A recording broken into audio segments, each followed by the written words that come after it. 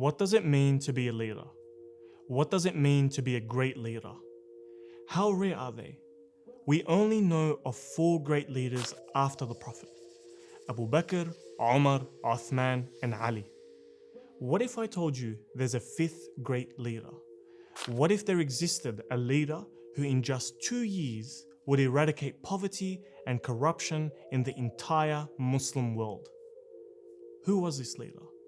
Well, let's find out.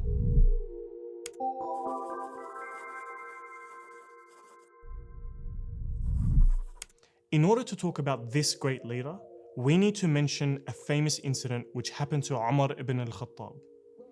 One night, he was patrolling the streets of Medina. He happened to overhear a mother tell her daughter to mix water with milk. The daughter mentioned how Umar outlawed this practice. The mother said that Umar isn't watching, so just do it anyway. The daughter responded in a way which astonished Umar. She said that I cannot obey Allah in public and disobey Him in private.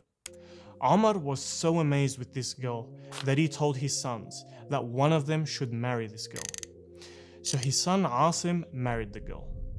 But why is this story relevant to the great leader that we mentioned earlier? Well, Asim had a daughter named Layla. Layla married AbdelAziz, the governor of Egypt. Their son would become that great leader. His name is Umar Ibn Abdel Aziz, or Umar II. Like his father and great-grandfather, Umar II stood for justice and feared accountability on the Day of Judgment. Umar was a shining beacon of light in the vast sea of darkness.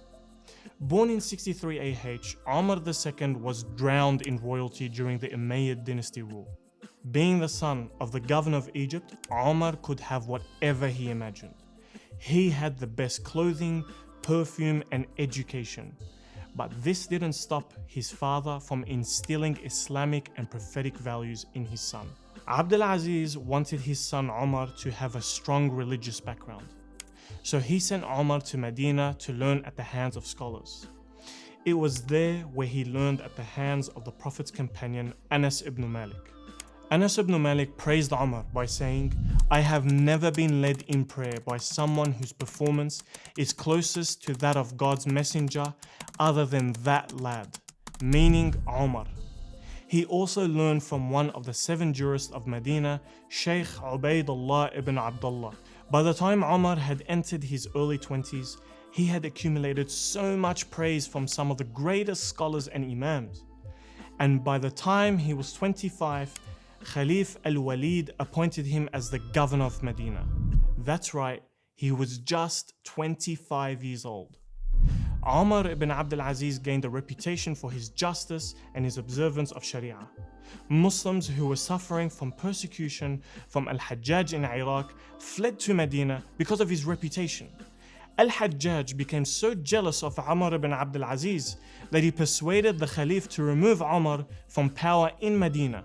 After Al-Walid removed Umar from power, Umar left for Syria to join the battle against the Byzantines.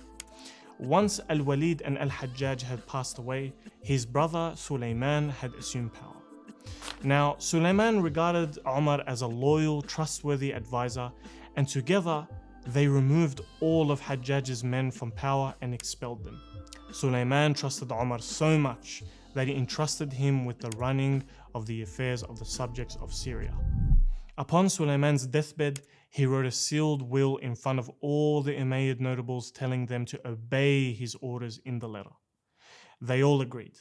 So after he passed away, they were all shocked to hear that Umar ibn Abdel Aziz would be chosen for the caliphate.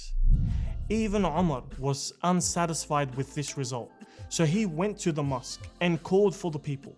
He relieved himself of all the burdens of the caliphate and told the public to choose a new Khalifa. The people shouted that they wanted Umar.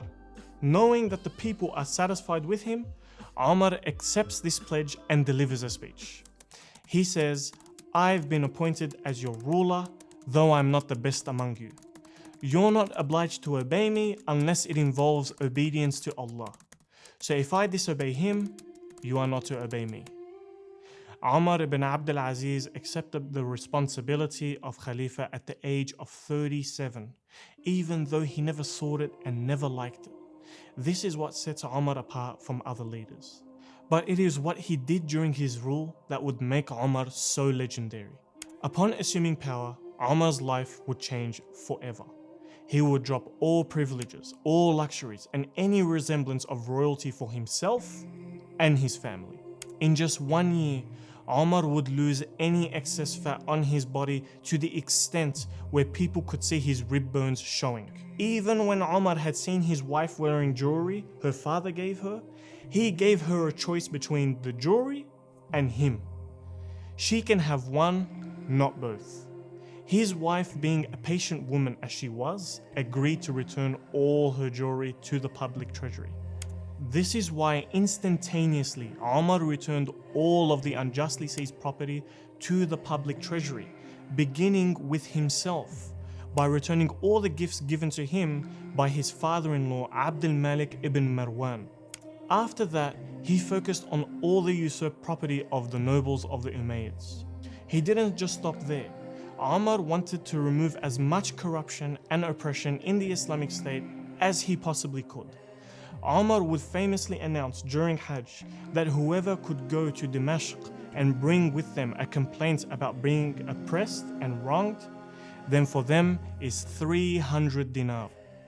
Whereas other rulers took from the public treasury for their own pleasure, he was extremely wary and cautious of abusing the people's money. He removed unjust taxes implemented by his predecessors, standardized weights and measurements, freed slaves of the royal household, and removed extravagances from the royal court. His financial reforms were so successful that it became too difficult to find poor people to distribute zakat.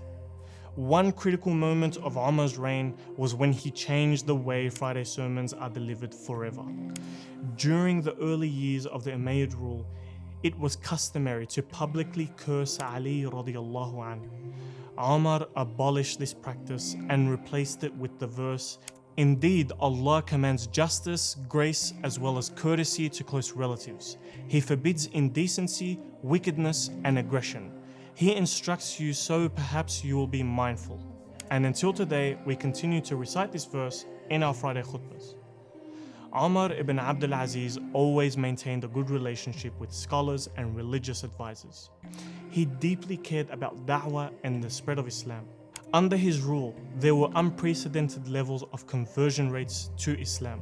This resulted in dwindling income from the non-Muslim protection tax. He disregarded the money and said, "I would be too glad if all the non-Muslims embrace Islam and we have to take up cultivation for earning our living." All this change and reform attracted so much attention, some of it good and some of it not so good. Some powerful people became very uncomfortable with the reforms Umar made during his reign, so they poisoned Umar. When Umar found out that it was a young slave boy who poisoned him, he asked the slave, why did he do such a thing? The slave told Umar that they promised him 1,000 dinars and his freedom. Umar then emancipated the boy for God's sake soon before he passed away. Umar's caliphate only lasted 2 years and 5 months, yet it was characterized by felicity, justice, and magnificence. His enthusiasm for justice resembled that of his great-grandfather, Umar ibn al-Khattab. His love for Islam resembled that of the great scholar Hassan al-Basri. In fact, according to a dream he mentioned to his wife, he saw the Prophet ﷺ and his 4 rightly guided companions enter a palace. When Umar ibn Abdel Aziz was called to enter the palace, he found the Prophet and his companions sitting down. The Prophet told him to sit down next to Umar ibn Khattab, and so he sat. The Prophet then said to Umar, "Remain steadfast on what you are doing, remain steadfast on what you are doing."